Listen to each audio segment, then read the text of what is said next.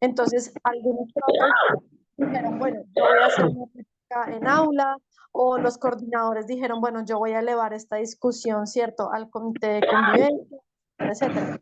Y una profe en particular propuso que su escenario de dinamización o de réplica fuera una mini escuela de familias, donde ella lo que hacía era citar a los acudientes de su dirección de grupo, y de esa manera ella en aula estaba trabajando el material, digamos, con los niños y las niñas, y luego una vez al mes en las tardes ella trabajaba el mismo material con las mamás.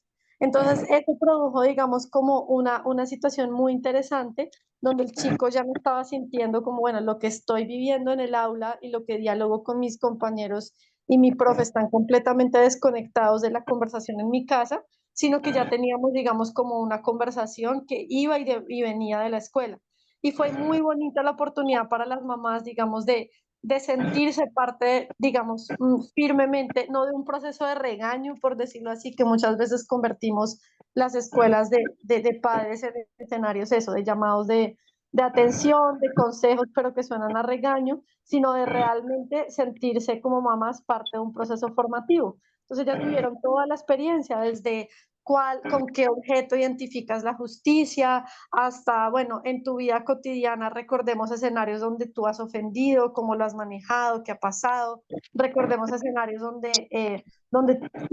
tú has sido la persona ofendida, cómo lo has manejado, qué ha pasado, o sea, todo el paso a paso que vivieron sus hijos o acudir, pues ellas también lo vivieron, y en ese grupo en particular, por ejemplo, que trabajó esa profe, se notó un proceso de transformación mucho más robusto, ¿no? Porque teníamos a las mamás, digamos, como remando para el mismo lado.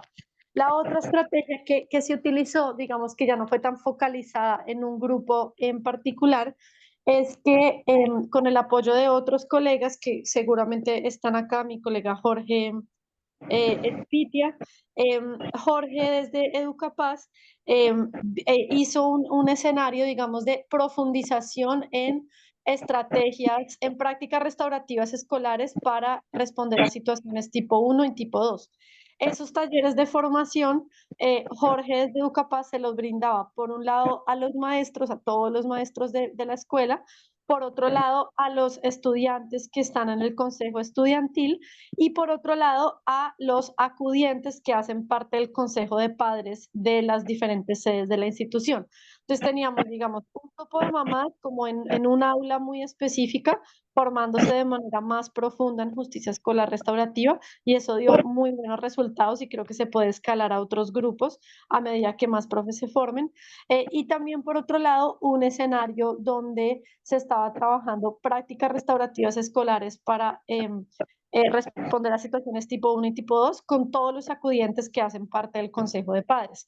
¿Eso qué nos va a permitir? Que ahorita que estamos precisamente en el proceso de resignificación del manual de convivencia, ya todo el mundo tiene un mínimo marco común desde el cual hablar. O sea, ya los estudiantes que están en el consejo estudiantil y ya los acudientes que están en el consejo de padres han recibido 3 talleres como mínimo de formación, uno introductorio, uno de profundización en situaciones tipo 1 y uno de profundización en situaciones tipo 2, y eso nos va a permitir, digamos, tener un diálogo mucho más preciso y mucho más constructivo frente a la resignificación del manual de convivencia desde un enfoque restaurativo. Eso en cuanto a lo que preguntaba Fernando sobre las familias. Seguramente la profe María Cristina tendrá también muchos otros ejemplos.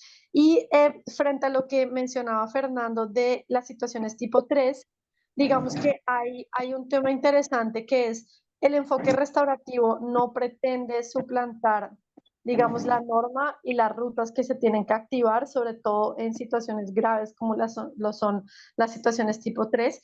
Lo que sí pretende el enfoque restaurativo es que incluso cuando estamos en este tipo de situaciones, incluso cuando tenemos que activar estas rutas, incluso en los escenarios donde ya digamos que ha sucedido una situación tan grave que el estudiante ofensor pues ya no se encuentra en la institución, incluso en esos casos uno puede hacer acompañamiento a esas medidas en situaciones tipo 3 desde un enfoque restaurativo. Es decir, incluso, digámoslo así, en el peor escenario posible donde el estudiante termina saliendo de la institución, es como pensar, bueno, esa persona igual hace parte de esta comunidad educativa, igual necesita ser escuchado, igual necesita ser acompañado socioemocionalmente, él, ella, su familia, etcétera. Entonces, digamos que una pequeña estrategia que hemos utilizado allí es tener unos webinars especializados con abogados, que sí los hay, que están formados en el enfoque restaurativo y que pueden contestar, digamos que inquietudes muy puntuales del caso a caso que presentan los colegios desde las situaciones tipo 3, para entender que el enfoque restaurativo no pretende suplantar la ley, sino más bien incluso brindar estrategias de cómo rodear a estos estudiantes y a estas familias, tanto ofensores como personas ofendidas, pues incluso en estos escenarios más críticos. Eso quería aportarle a Fernando, espero pues de algo sirva. Gracias, Juana. Yo creo que ahí sí le damos la palabra a María Cristina, porque María Cristina puede ayudarnos también a entender esta línea que tenemos que entender cuál es la relación entre lo que son la ley de infancia y adolescencia, lo que significa la ley 1621, porque son elementos que tenemos que tener en cuenta para poder saber manejar los casos y de pronto no entrar en un terreno que no nos corresponde, pero que sí lo tenemos que conocer. Entonces, yo no sé si aquí la palabra es protocolos, María Cristina, pactos también, desde la experiencia tuya, ¿qué nos puedes aportar? Señor, escuchando a Perdón, Juana, ¿podría hacer una pregunta? me identifico mucho con Juana. Atendiendo la pregunta de don Fernando y ampliando lo que dice don Antonio, no nos podemos apartar en ningún momento de la ley 1620 y sus decretos reglamentarios, toda la normatividad vigente en cuanto a la convivencia escolar colombiana.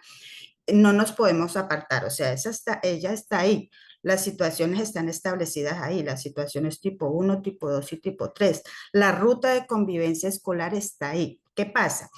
Si nosotros nos basamos en ese modelo de justicia escolar restaurativa, tomada un poco, ¿cierto? Es como esa continuidad que se le ha dado a esa justicia escolar, esa justicia especial para la paz, ¿cierto? Donde se tiene en cuenta no solo al que causó el daño, sino no solo al que, al que fue afectado por ese daño, sino también al que lo causó.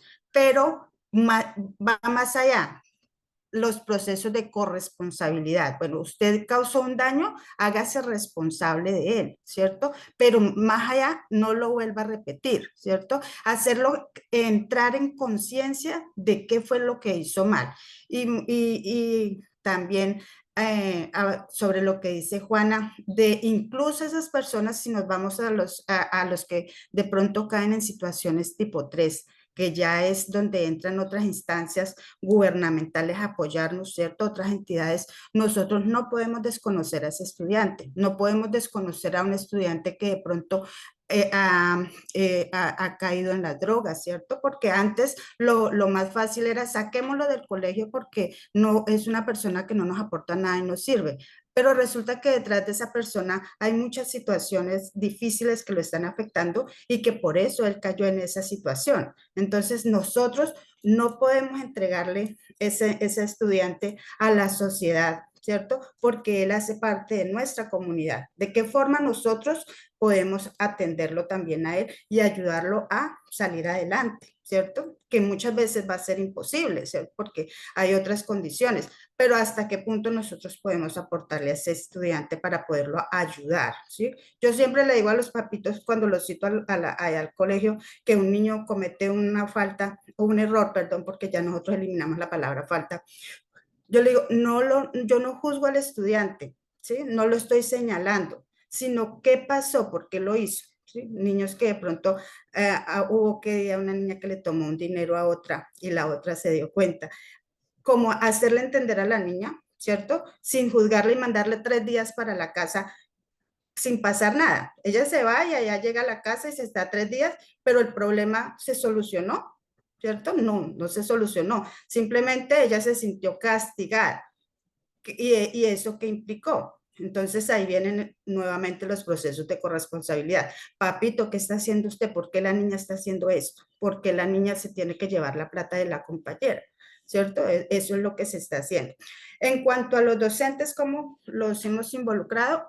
Lógicamente, pues siempre hay resistencia, ¿cierto? Eso no es un proceso fácil y tampoco se culpa por eso. Eso no es que yo le diga a usted, venga, vamos a trabajar justicia escolar restaurativa y ya. No, eso es una sensibilización. Allá se trabajó con el proceso de tejido por la vida, el autocuidado, hicimos una secuencia didáctica de el héroe soy yo, ¿qué héroe soy yo? Ellos hicieron su héroe, se hizo un cartel, un mural, ellos escogieron su héroe, se identificaron, entonces ahí pasamos por esos 3 niveles de que hablábamos de crece y esos 6 ejes que hablamos de crece. Entonces eso permitió un poquito que ellos vayan conociendo el tema. Y lo que dice Ana Paola, a través de la formación, a través de direcciones de grupo, nosotros hacemos guías de orientaciones de grupo con esas herramientas de pasa tu idea.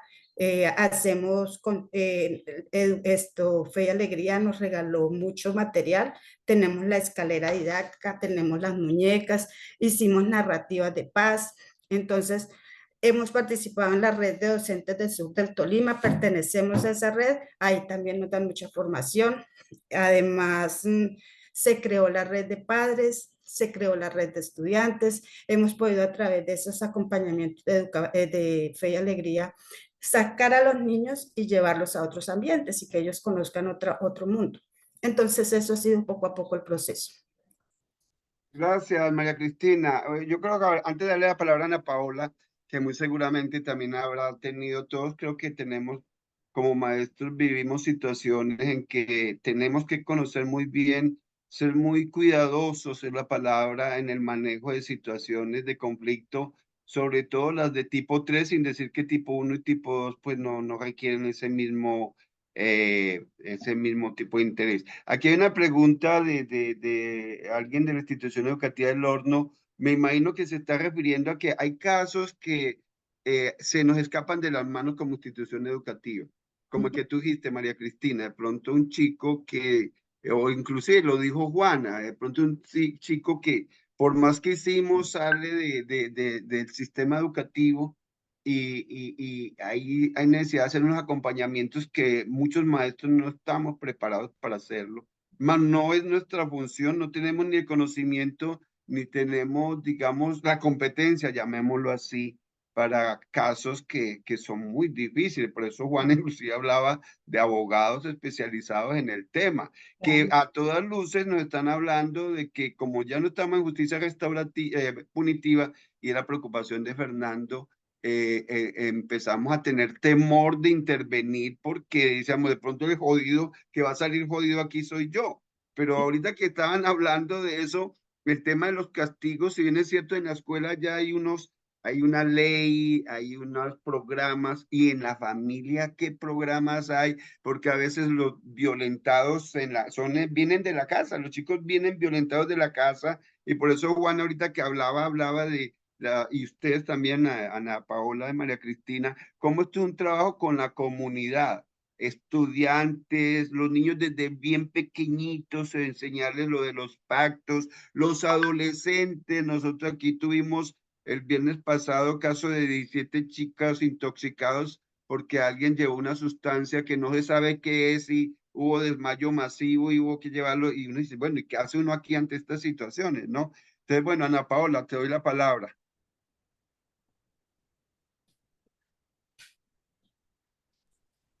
Sí, profe, la verdad es que hay realidades muy, muy complejas y dependiendo del contexto de cada institución educativa, pues se trabajan de manera diferente y pienso que es el trabajo diario en el aula y pienso que es esa ruta, es esas experiencias, es esa norma que no debemos desconocer, pero que de alguna manera los estudiantes también deben saber qué se debe, qué está permitido, hasta dónde pueden llegar, cuáles son las consecuencias de sus actos, porque también es importante que ellos tengan claridad cuáles son esas consecuencias de los actos que ellos hacen dentro del salón de clase, fuera del salón de clase, pero a la luz de esa justicia restaurativa, a la luz de lo que lo que podamos trabajar en ellos a nivel de reflexión, de introspección, de mucha ayuda a nivel personal y también en el acompañamiento con los padres de familia. Yo pienso que aquí es importante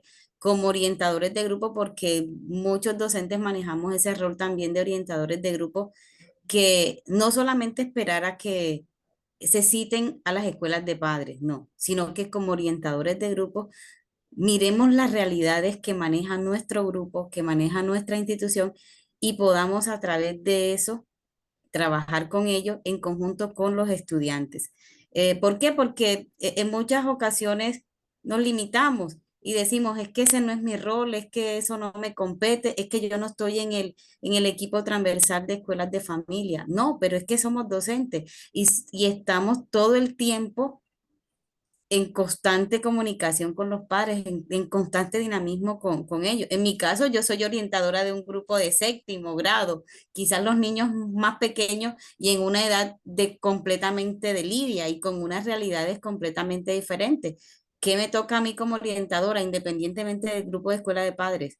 Trabajar con ellos, hacer pactos de aula, hacer pactos de comportamiento que en estos días he hecho porque el grupo ha estado un poco inquieto, son bastante traviesos, son bastante complejos.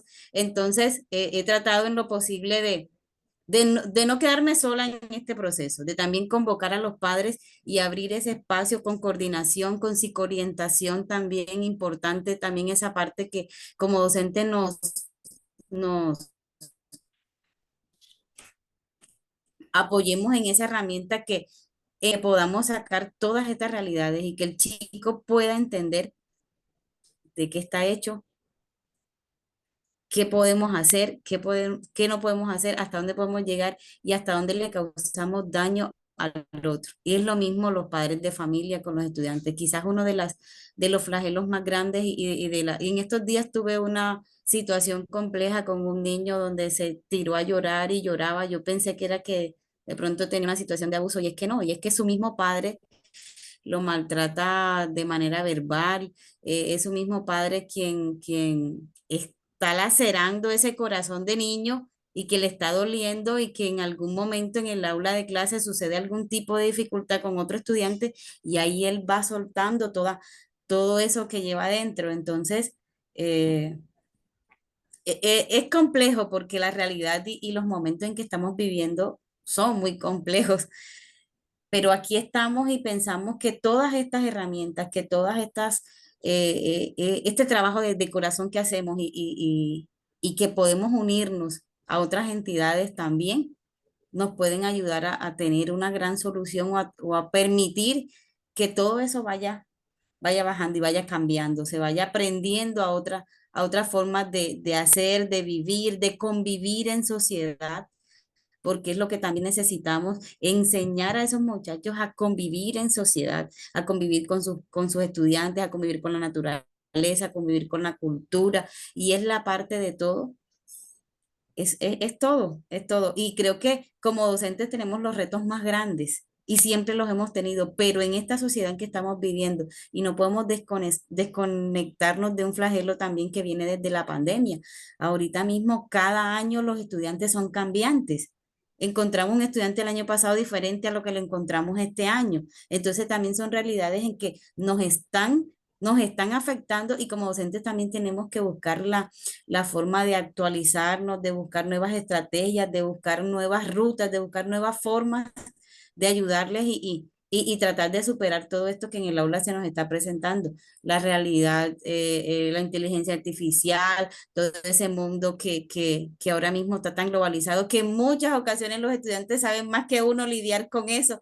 Entonces, no podemos quedarnos atrás, no podemos quedarnos en que, bueno, llegamos a la clase, damos la clase y salimos y no pasa nada. No, ahí es que meterse de lleno y ser un agente de cambio dentro de nuestra institución educativa y ser un agente motivador, no solamente para nuestros estudiantes, también para nuestros compañeros, porque en muchos de los casos, compañeros muy apáticos a ciertas conexiones, a ciertos trabajos, son poco empáticos con algunas de las formaciones que uno lleva o que se le pueden presentar. Entonces ellos dicen, no, ya yo estoy viejo, ya yo ya yo no doy lidia con eso, yo no sé qué. No, es que todo es un engranaje y somos todos, somos una unidad que debemos buscar esa formación integral, esa formación que el estudiante no solamente se base en conceptos académicos, sino que también esté formado desde el alma, desde el cuerpo, desde la espiritualidad, que también es muy importante,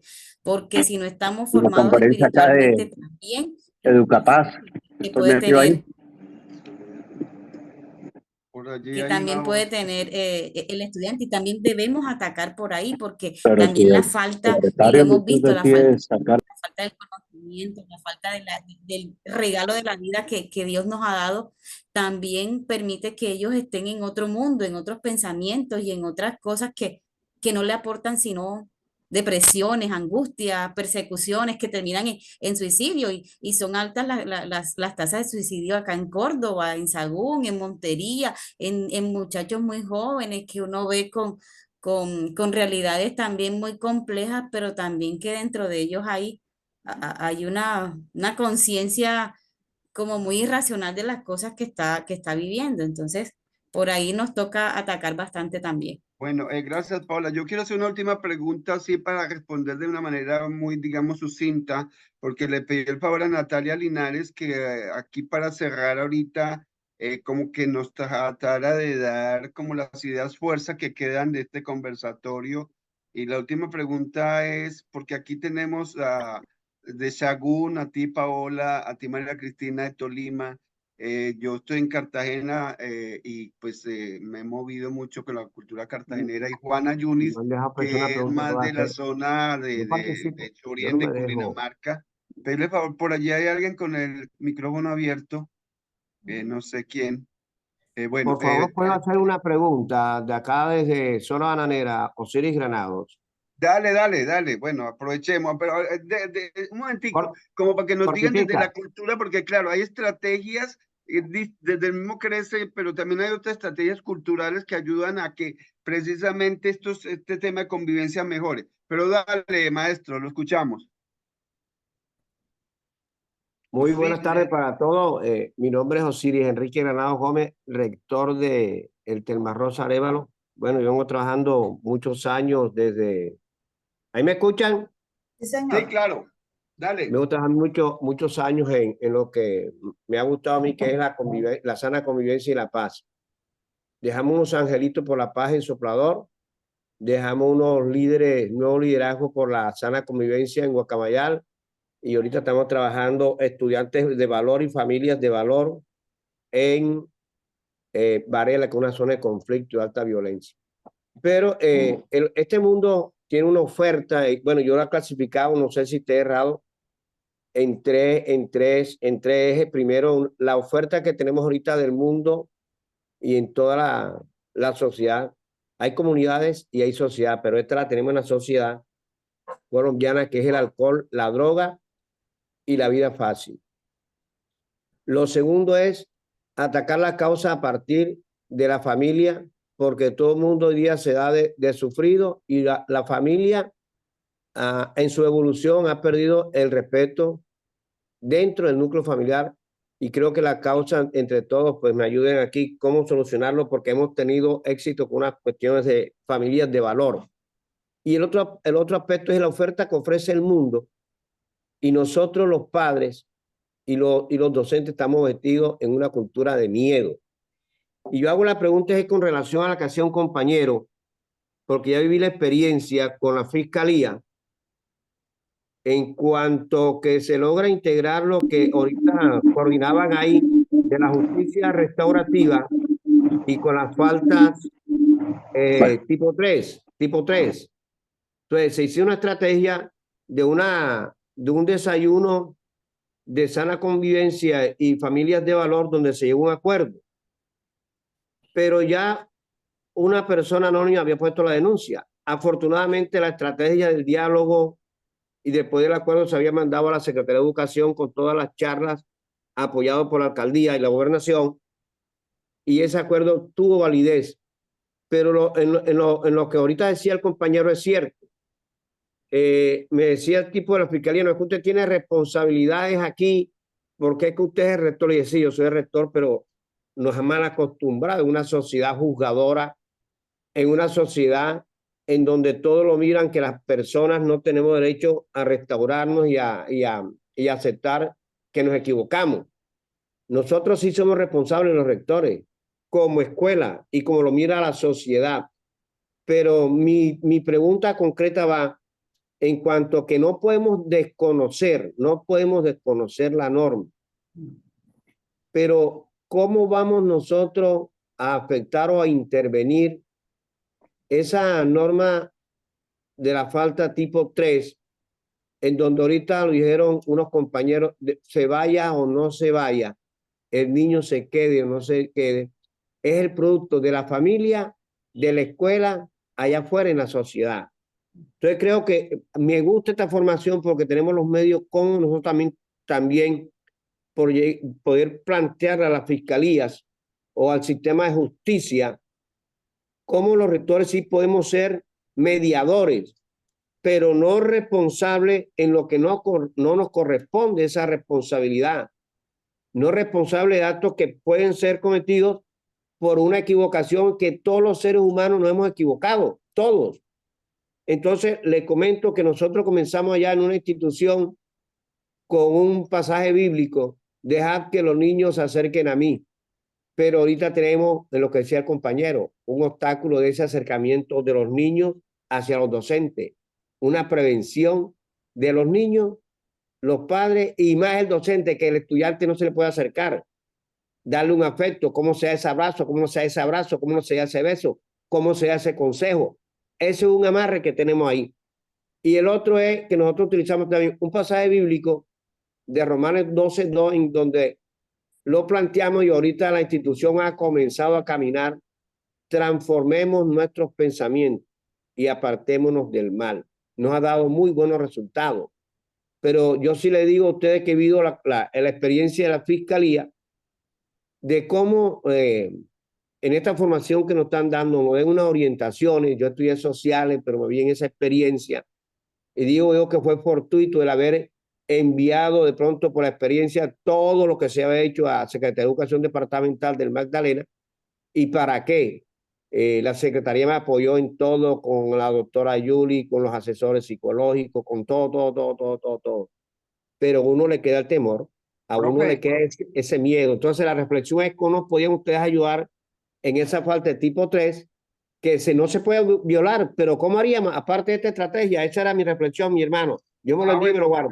Gracias, maestro. No, yo creo que aquí tú mismo inclusive creo que has dado pistas del cuidado que hay que tener frente a decisiones que como responsabilidad tienen, sobre todo los rectores como representantes, digamos, de las instituciones educativas. Y yo creo que tú mismo estás respondiéndonos de cómo hay unos elementos de la vida espiritual que pueden ayudar a que los estudiantes y la comunidad educativa, digamos, tengan armonía. Ese tipo de situaciones de que las personas hacen demandas, bueno, no sé, María Cristina, Ana Paola, así muy concretamente, ¿qué hace uno ante eso? ¿Qué recomiendan ustedes? Si lo han vivido, no sé, Juana también, que creo que ahorita tocó algo el asunto, ¿ustedes qué podrían recomendar?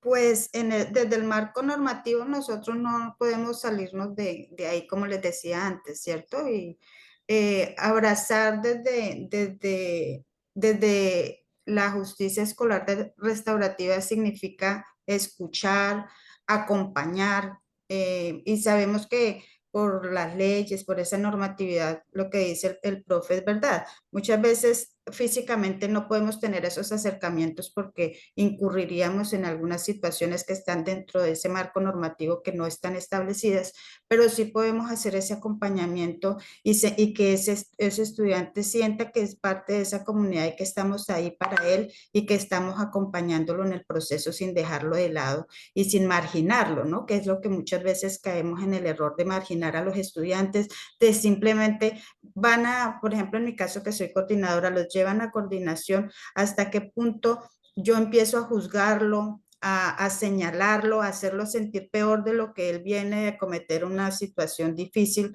cuando yo no soy quien para hacer eso, ¿cierto? Yo tengo es que hacer ese acompañamiento y lograr que ellos, que él reflexione en torno a esa situación que cometió y que esa reflexión lo lleve a buscar caminos hacia la solución del problema.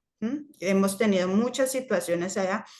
Yo utilizo mucho que cuando ellos cometen un error, lo que hago es que los se sientan de manera particular, primero uno, luego el otro, y que ellos escriban a través del ejercicio escritural. Ellos bajan los niveles de agresividad y luego el leerse ellos mismos y luego leerse frente al compañero, eso permite que como que al escucharse empiecen sí, yo de verdad me equivoqué, ¿cierto? Yo de verdad y cometí este error.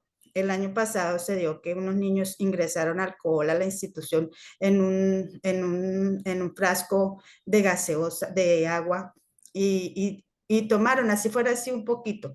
Pero eso los llevó a un trabajo súper grande. En lugar de excluirlos, incluso intervino el comité de convivencia, se hizo trabajo pedagógico con la orientadora escolar, que es un gran apoyo para la institución. Ella a través del trabajo escolar, luego se hizo un trabajo en reunión con padres de familia. Eso que ellos cometieron, ese error que ellos cometieron, se volcó a la comunidad educativa y ellos aprendieron de eso. Y descubrimos que detrás de esta situación estaba una niña que los papás estaban separando. Entonces ella cometió ese error producto de ese dolor que estaba sintiendo, ¿sí? Y no es que nosotros le estemos diciendo, bien hecho, sí, eso hágalo así porque eso es normal. No, ella cometió se equivocó, pero más de que si nosotros debemos hacer el acompañamiento y no recalcarle eso que ella hizo, sino hacerla reflexionar en torno de eso que cometió. Entonces, es más eso, no podemos de ninguna manera apartarnos de la ley. Lo que pasa es que si nosotros nos acogemos a ese tipo de justicia, a ese modelo, lo que hacemos es que nos ubicamos más en la ruta de prevención y de promoción, ¿cierto? Y no llegamos a atender tanto, ¿cierto? La ruta de atención escolar tiene 4 momentos. Si hacemos prevención y promoción, no llegamos a atender a esa parte de atención y seguimiento. Entonces, es más esa parte. Bueno, gracias. Paola, ¿nos puedes aportar algo muy sucintamente para darle la palabra? Ya Juan allí también colocó una respuesta. Entonces, darle la palabra a Ana Paola y luego a Natalia para que vamos cerrando.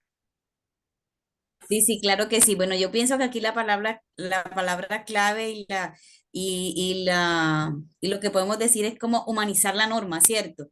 Ese concepto de humanizar la norma, de no ser como tan, tan rectos en aplicarla, sino que mirar, como decía la profe, qué hay detrás de ese error, mirar qué podemos rescatar y que de ahí salgan unos aprendizajes y unas reflexiones que ellos les sirva para más adelante mirar que los comportamientos y todo lo que ellos hacen se puede mejorar, se puede aprender y se puede desaprender todo lo que también ellos traen. Entonces es importante eso, que seamos seres humanos, que podamos humanizar también a esa otra persona que tenemos ahí y no olvidarnos que ellos tienen también sus derechos, sus errores y sus realidades y sus traumas desde casa.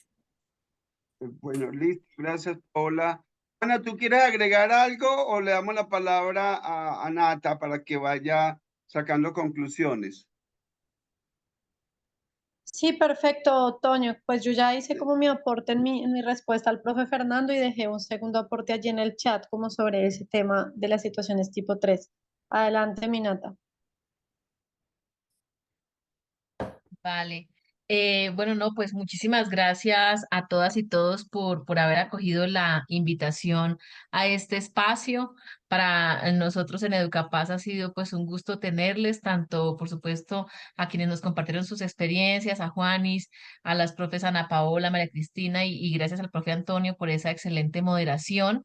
Siempre estos espacios son pues muy revitalizantes porque ayudan a conectar con lo práctico, con el trabajo de aula y con los desafíos en lo cotidiano. Entonces, nada, yo no quisiera pues como redundar, pero solamente resaltar que parte de lo que es complejo complejo con esta perspectiva restaurativa es que estamos contradiciendo pues como todo el otro modelo, la lógica más retributiva o punitiva, como se conoce también, que está tan instalada en toda la sociedad. Crecimos bajo ese modelo y entonces hacerlo diferente nos cuesta, nos desafía porque todo el tiempo en la familia, en los otros grupos en los que uno pertenece, cuando se falta un acuerdo o cuando se comete un error o un daño, se piensa en el castigo, en la sanción. Entonces, por supuesto que en el ámbito escolar esto es desafiante y creo que parte de todo esto, la principal invitación, pues sobre todo para los maestros y maestras que nos acompañan y que en sus escuelas aún no se ha empezado este camino, es la disposición personal, ¿no? Como ya nos lo señalaban las tres maestras que nos hablaron hoy, esa disposición a permitirse pensar diferente, a revisar mi propia historia, los conflictos que he tenido cuando he sido agresor, cuando me han ofendido a mí, y desde ahí poder pensar que puede hacerse distinto en las escuelas. Bueno, eso como una parte clave que creo que las tres lo señalaron desde diferentes ópticas. También el hecho de poder hacer trabajos, digamos, de ir haciendo estas réplicas en pequeño, porque uno también a veces se estresa mucho, no sé, en una escuela de 2000 estudiantes, en zonas de pronto de mucha complejidad social, pues estresa pensar que el trabajo es muy grande, que la tarea es inmensa, pero empezar por pequeños grupos, el trabajo en aula, el trabajo también lo ponían por ahí en el chat, Juanis, con familias, también lo dijeron las profes, ¿no? De a pocos hay que empezar, pero siempre y cuando pues se cuente con la disposición para hacerlo. Y como decía, eso parte por el hecho de revisar uno mismo su historia y cómo ha sido esa mirada, esa relación con la forma de impartir justicia y con las maneras de lo que yo creo que es justo o no. Entonces ahí sí que tenemos un desafío.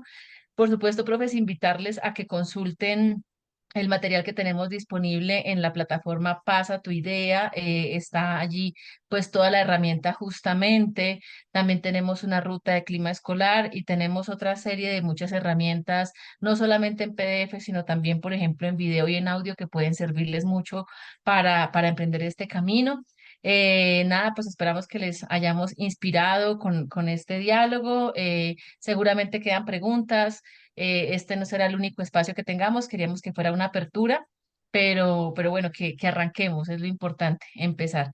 Quisiera pedirles también, si les parece, quienes puedan, hagamos una foto grupal, vamos a activar nuestras cámaras para quienes puedan y podemos hacer una foto grupal. Ya voy a Bueno, poner en el mientras chat tú preparas eso, sí. Nata, mientras tú cuadras la cámara y nos peinamos, creo que yo no tengo mucho para peinarme ahí, decirte que, bueno, agradecerle a Ana Cristina, a María Cristina, a Ana Paola, a Juana Yunis, a Araceli, que también estuvo como parte de este todo, que no ha hablado, entre otras cosas, yo no sé por qué no ha hablado Araceli, no la hemos escuchado hoy. A ti, Nata, por todo el apoyo, sin ese trabajo que hacemos en equipo, que es importante como resaltarlo como parte importante, como fundamental en esto de convivencia escolar. Trabajo en equipo es fundamental. Entonces, agradecerles a todos el habernos acompañado y bueno, creo que quedamos allí con elementos para seguir conversando. Entonces, dale, Nata, con la foto grupal. Listo, regálenme un segundo. Entonces van a poner ahí sus cámaras y sus sonrisas. Listo. 1, 2, 3. Vale. Muchas gracias. Una Vale, feliz noche gracias para a todas y todos. todos. Gracias, Ana Paola, gracias, Gracias. María Cristina, gracias, Juana. Gracias, Que profe, que estén estén bien. muy bien. Feliz Chao, noche para Natalia. todos por el y todas, espacio. gracias. Chao, Por Natalia. aquí espero el sancocho. Chao. María Feliz Cristina, noche espero para el todos. sopao. Te espero. Feliz noche para Gracias, todos. Fernando.